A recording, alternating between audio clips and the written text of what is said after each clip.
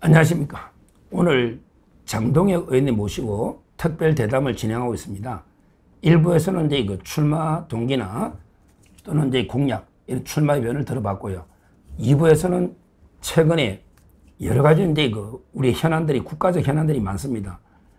장동혁 의원님은 원래부터 이제 그 정치 입문할 때부터 사무총장, 그리고 이제 그 수석 최고위원 하시고 지금 법사위에서도 맹활약을 하고 계시는 최고의 그 정책 전문가입니다.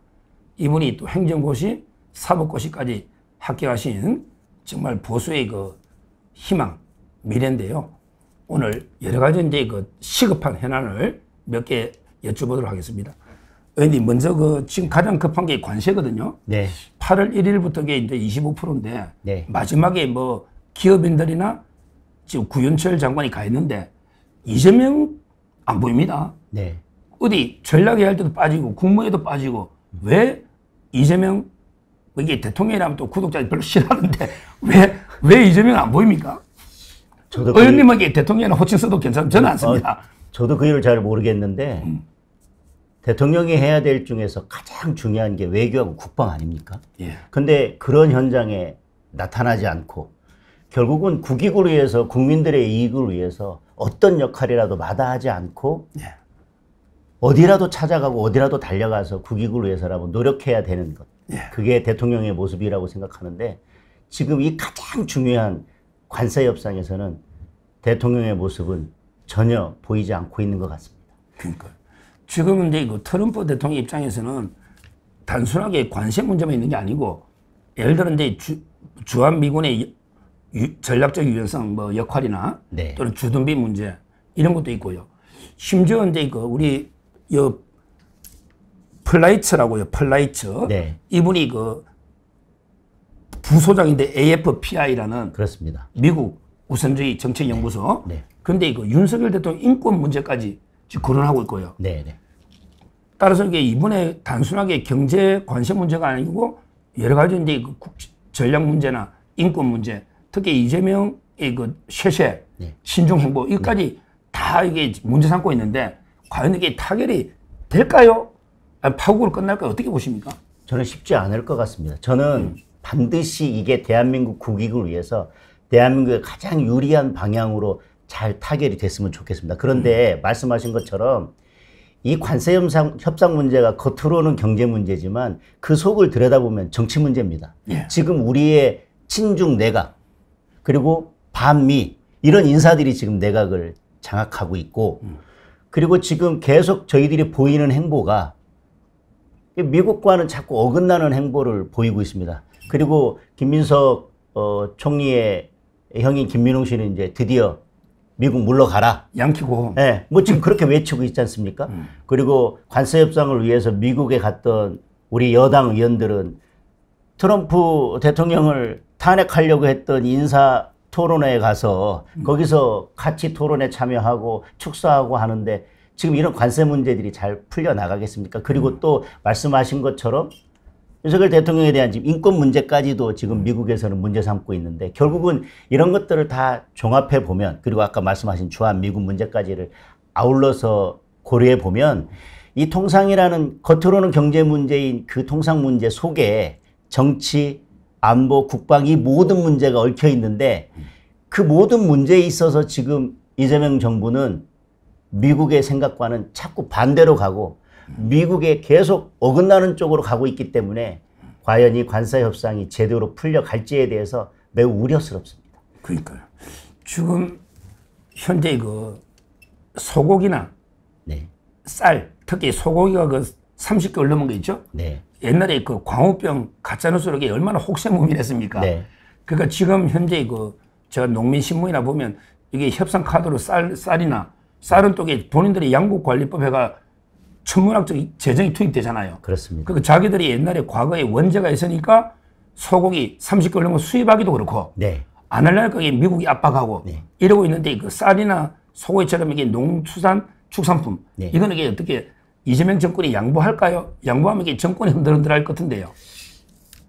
어떤 방법으로든 말씀드린 것처럼 대한민국과 우리 국민에게 가장 유리한 방향으로 가야 되는데 지금 말씀하신 것처럼 자기들이 예전에 예. 우리 보수 정권을 공격하기 위해서 아니면 반미 전선을 펴기 위해서 이미 싸질러 놓은 것들이 있지 않습니까? 근데 그걸 부정하면 이 정권이 흔들릴 것이기 때문에 과연 이 자기들의 정권을 지키기 위해서 결국 국익과 국민의 이익과 반대되는 방향으로 갈 건지 과거를 그래도 반성하고 국익과 또 국민을 위해서 유리한 방향으로 가장 좋은 방향으로 갈 건지 한번 지켜보겠습니다. 예. 자, 그다음에 이거 미국 다음으로 이제 이거 중국 문제가 있는데요. 지금 현재 그 미국의 국방 전략은 중국이 대만을 침략할 때 봉쇄하는. 네. 그래서 이제 그 한미 동맹을 현대화시킨다. 네. 그래가지고 이제 이거 거의 아시아 태평양의 지역 안보 나토 개념으로 네. 이러고 있거든요. 근데 이재명 정권은 대만도 쇄쇄, 네. 중국도 쇄쇄. 이래가지고 트럼프 대통령이 대전력과 충돌되는데 이건 어떻게 보십니까? 중국과의 관계는.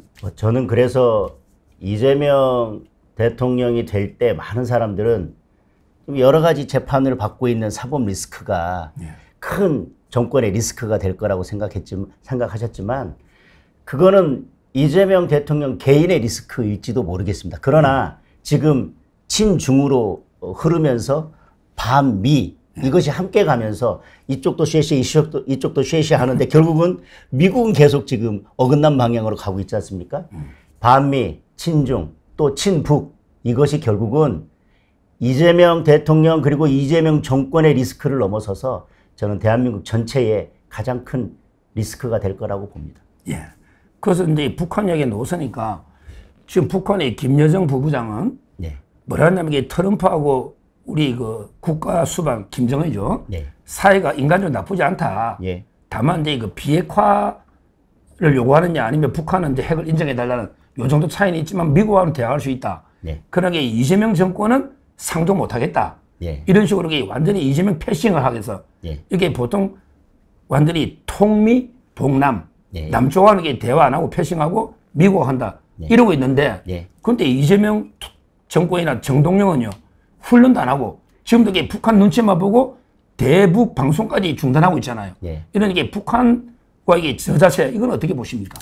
그게 결국은 문재인 정권에서도 똑같이 그랬지 않습니까? 혼자 구애하고 혼자 다 퍼주고 우리는 아무것도 안 하고 북한을 향해서 그냥 무방비 상태로 있었는데 결국은 무시만 당하고 거의 뭐 무시당하지 않았습니까? 쌍욕 먹다시피 그렇게 퍼주고 욕먹고 그리고 결국은 미국하고도 그렇게 되고 지금 똑같은 패턴이 반복되고 있는데 오히려 그때보다 더 심해졌다고 볼 수 있을 것 같습니다. 그렇죠. 자, 그러면 이게 뭐 제가 현안에 대해서 여러 가지를 한번 여쭤보니까요. 어차피 이게 법사위 지금 계시죠? 이제 어제까지 하고 오늘로 사보임 됐습니다. 이 전당대회 기간 중에. 아, 오늘 사보임 됐어요? 제가 사보임 됐습니다. 어제까지 있었으니까 말씀 주십시오. 예. 하여튼 저는요, 다른 재판도 이게 문제지만 그 대북 송금 있죠. 네. 이거는 이제 그 유엔 제재도 어기고 북한 제재도 어긴 거, 그 미국 제재도 어긴 거잖아요. 네네. 이것까지 다 중단을 해버렸는데 지금 여기에 대해서 이 국민의힘이 너무 이게 조용해요. 네. 저희처럼 이게 그 유튜버들도 이제 재판 지역에 투쟁을 해야 된다. 네. 저는 서명 운동을 하려고 하는데 이번에 그 지도 당대표 되시면 강하게 어떻게 재판 중에 맞서 싸울 겁니까? 저는 당대표가 되면 예.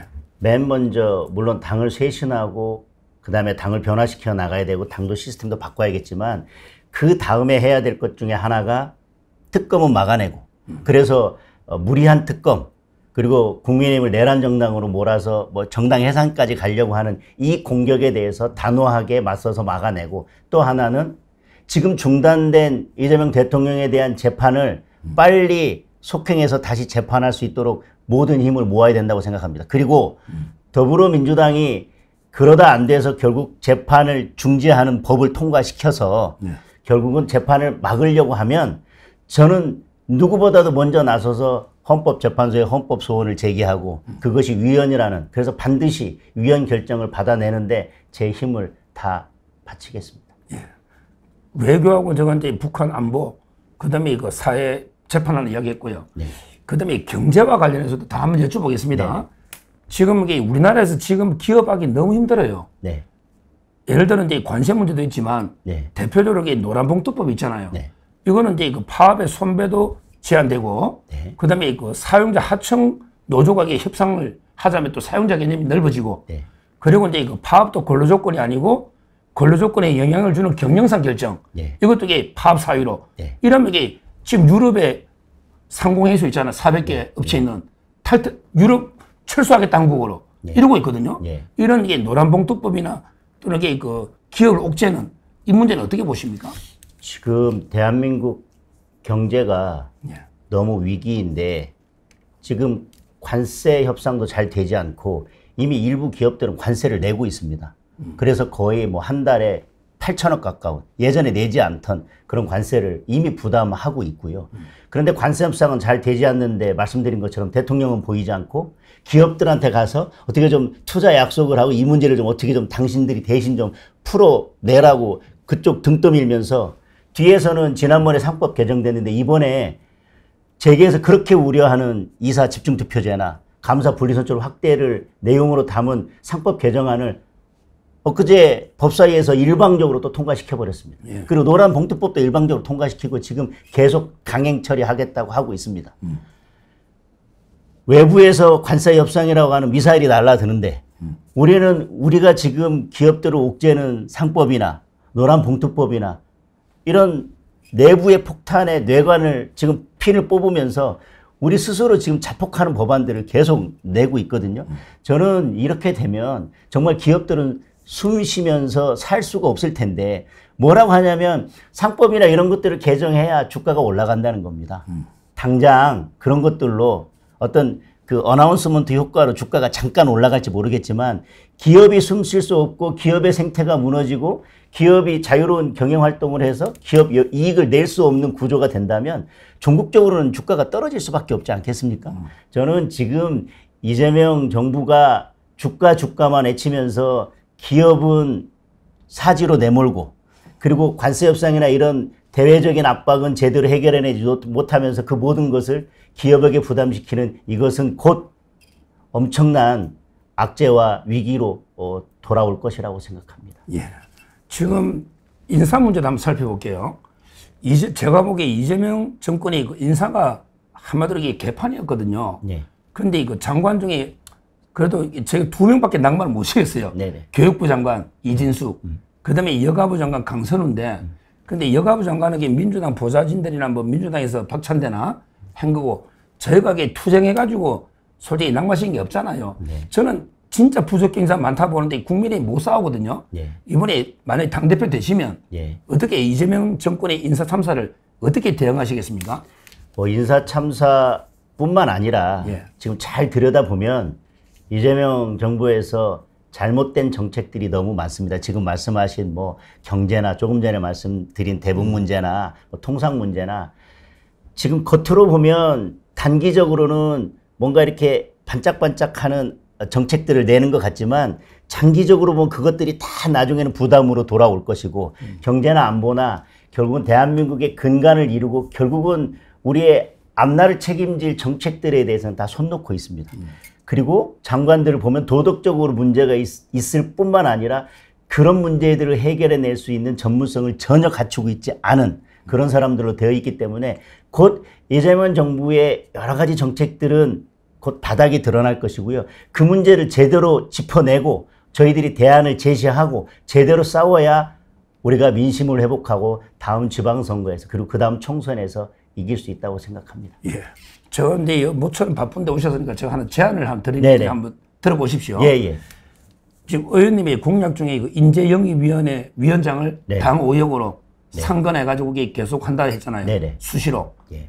그래서 저는 내년에 그 지방선거가 사상 최대 또 보궐선거 나올 것 같아요. 예. 왜 그러냐면 이게 이재명 지역구도 있잖아요. 그렇습니다. 김민석이도 서울시장 비잖아요. 그렇죠. 강훈식 비서실장. 강훈식도 있고 또 이게 선거법에 양문석이나 평택의 이병진 뭐 많아요. 그렇습니다. 그러면 제 생각은 인재를요 네. 미리 조기에 좀 많이 영입해가지고 네. 좀 조기에 공천을 줘서 지금 우리가 인지도는 약하잖아. 네. 미리 좀 보궐선거를 준비할 수 있도록 예. 임박해서 이렇게 공천보다 좀 조기에 영입해서 훌륭한 분들을 조기 공천으로 네.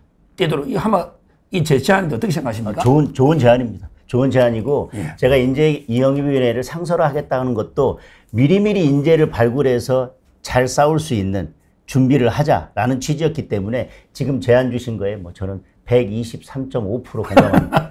왜 123.5%입니까? 좀 뭔가 있어 보이지 않아요? 하여튼 뭐 제가 어느 TV에서 뭐 누굴 거 노골적으로 미는 건 아닌데요.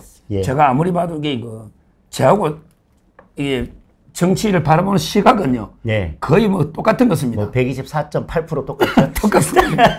하여튼 이번에 진짜 태풍 선전해가지고 네. 당대표께 꼭 당선되시고요. 예. 당대표 되면 한 번 더 출연하시겠습니까? 서정기. 예, 그러겠습니다. 그리고 제가 이번 당대표 선거에서 꼭 승리하고 싶은 이유는 예.